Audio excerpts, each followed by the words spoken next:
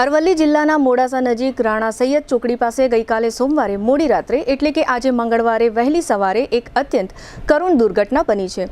ધનસુરા તરફ જતા રોડ પર પેટ્રોલ પંપની સામેથી પસાર થઈ રહેલી એક એમ્બ્યુલન્સમાં અચાનક કોઈ અગમ્ય કારણોસર આગ લાગી હતી, જેમાં સારવાર માટે લઈ જવાતા નવજાત સહિત 4 લોકો જીવતા બળતું થઈ ગયા હતા। અમદાવાદ તરફ જતી આ બર્નિંગ એમ્બ્યુલન્સના સીસીટીવી પણ સામે આવ્યા છે। ઘટના પગલે અરવલ્લી કલેક્ટર અને જિલ્લા પોલીસ વડા ઘટના સ્થળે દોડી ગયા હતા।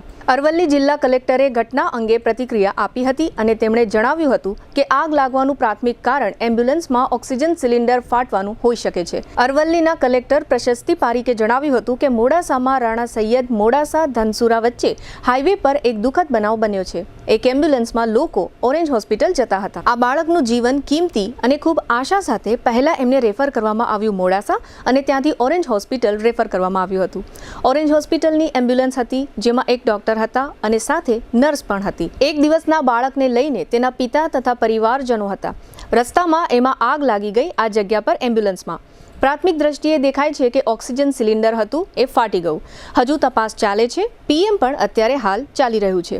આ ગંભીર અકસ્માતમાં 1 વર્ષની નવજાત શિશુ ઉપરાંત પિતાનું તથા એમ્બ્યુલન્સમાં બેઠેલા ડોક્ટર અને નર્સના પણ મોત થયા છે। આ ઉપરાંત એમ્બ્યુલન્સમાં બેઠેલા અન્ય 3 લોકો દાઝી ગયા છે।